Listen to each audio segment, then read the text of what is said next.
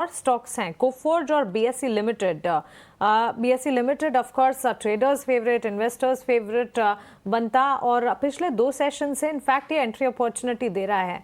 अब थ्योरीज की अगर बात करें, स्ट्रैटेजी की अगर बात करें, वक्त पर अपॉर्चुनिटीज मिलने पर ऐसे स्टॉक्स में एसआईपी करने की भी राय मिलती है।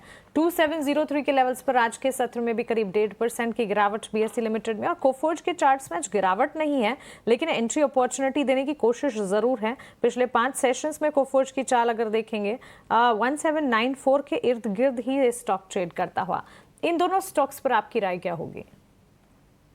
बिल्कुल मानसी, बिल्कुल ठीक कहा आपने। देखिए, सबसे पहले बॉम्बे स्टॉक एक्सचेंज यहाँ पर जिस हिसाब से ऊपरी स्तरों से हमें प्रॉफिट टेकिंग देखने को मिल रही है, तो एक काफी अच्छा रनअप हम इसमें ऑलरेडी देख चुके हैं। तो ये एक रिट्रेसमेंट है जो अब फिलहाल हमें देखने को मिल रहा है। तो ये जो प्रॉफिट टेकिंग रिट्रेसमेंट के चलते हमें देखने को मिल रही है, थोड़ी और एक्सटेंड हो सकती है। तो जल्दबाजी नहीं करना होगा यहाँ पर, क्योंकि निचले स्तर पर 2500 से 2600 के जोन में काउंटर फिसलता हुआ नजर आ सकता है। तो बेहतर होगा कि फ्रेश खरीदारी के पर्सपेक्टिव से थोड़ा सा इंतजार कर लीजिए, और अगर लॉन्ग टर्म नजरिया है तो एक स्टैगर्ड वे में इस पर्टिकुलर स्टॉक को पोर्टफोलियो में ऐड करके चल सकते हैं।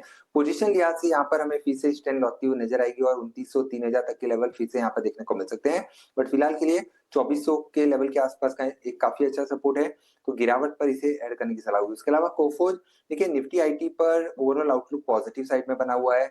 जिस हिसाब से हमने हाल फिलहाल में एक काफी अच्छा ब्रेकआउट निफ्टी आईटी इंडेक्स में देखा था, उसके चलते not only large cap but also mid cap and small cap IT counters में अच्छा मोमेंटम हमें देखने को मिला है।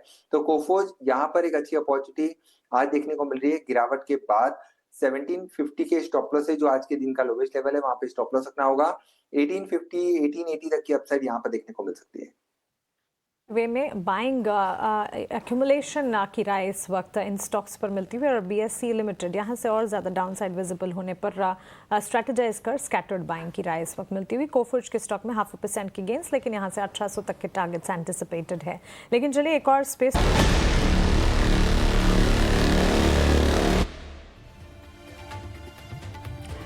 क्लोजिंग कॉल देख रहे हैं आप, और मार्केट्स एट 3 एक्सचेंजेस पर ड्यूरिंग द सेशन ढेर सारी खबरें आई हैं। उन खबरों में से इंपॉर्टेंट खबरें हमने छांटी है और बताने के लिए हमारे सहयोगी आनंद अब जुड़ गए हैं। आनंद बताइए, गुड आफ्टरनून, क्या खबरें हैं इस वक्त हमारे रेडार पर? जी हाँ मानसी, गुड आफ्टरनून। हम जैसा देख रहे हैं कि बाज़ार में आज अच्छी खासी गिरावट देखने को मिल रही है, और जो सेक्टर सबसे ज़्यादा गिरा हुआ है, जहाँ सबसे ज़्यादा दबाव दिख रहा है, वो सरकारी बैंकों का है। सरकारी बैंकों पर आज दबाव देखने को मिल रहा है। कैनरा बैंक की तरफ देखें 4% की गिरावट देखने को मिल रही है। साथ ही साथ आईडीबीआई बैंक जो है वो भी 3% गिरावट पर कारोबार कर रहा है, और यूनियन बैंक में भी करीब 3% की गिरावट आज देखने को मिल रही है। इसके अलावा बात करें कि वॉल्यूम कहाँ ज़्यादा दिख रहा है, हमने सुबह देखा था कि इजराइल और ईरान के बीच में जो टेंशन चल रहा है उससे शिपिंग कंपनियों और डिफेंस शेयरों में तेज़ी देखने को मिल रही है, यानी कि वो फोकस में हैं। और शिपिंग कंपनियों की तरफ से जी शिपिंग में करीब 2.5% की तेज़ी देखने को मिल रही है, और यहाँ वॉल्यूम जो है औसत से 10 गुना ज़्यादा हमें देखने को मिल रहा है। इसके अलावा नारायणा हेल्थ में भी 5% ऊपर कारोबार कर रहा है, और औसत से 6 गुना ज़्यादा वॉल्यूम यहाँ भी देखने को मिल रहा है। इसके अलावा क्रूड में 6 से 7% का आज उछाल देखने को मिल रहा है, और क्रूड में जो उछाल है उससे ऑयल इंडिया में करीब 1.5% की तेज़ी दिख रही है, और ओएनजीसी में भी इसका पॉजिटिव इम्पैक्ट देखने को हमें मिल रहा है। आईटीसी पर भी एक अपडेट है, आईटीसी में ब्लॉक डील हुई है, और ये जो ब्लॉक डील है वो करीब 20 लाख शेयरों की ब्लॉक डील हुई है, और इसी के चलते शेयर आज 1.5% नीचे कारोबार कर रहा है। अंत में बात करें एलएनटी फाइनेंस की, एलएनटी फाइनेंस पर ब्रोकरेज रिपोर्ट आई है यूबीएस की, जहां पर उन्होंने टारगेट तो बढ़ाया 177 से बढ़ाकर 210 कर दिया है, लेकिन जो रेटिंग है उसे डाउनग्रेड किया है, खरीदारी से डाउनग्रेड कर न्यूट्रल की रेटिंग दी है। साथ साथ उम्मीद जताई है कि जो गोल्ड बिजनेस है वो धीरे धीरे बढ़ेगा। इसी के चलते शेयर पर आज दबाव हमें देखने को मिल रहा है, करीब 1.5% की गिरावट पर कारोबार शेयर कर रहा है। तो 3 बजे के ये सारे अपडेट्स थे जिनकी वजह से इन सारे शेयरों में एक्शन आज देखने को मिल रहा है।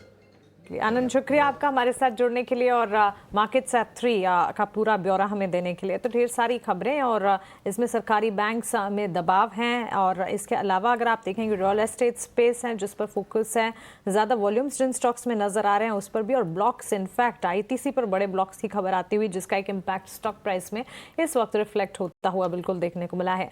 कुछ लॉन्ग्स बिल्टअप के कैंडिडेट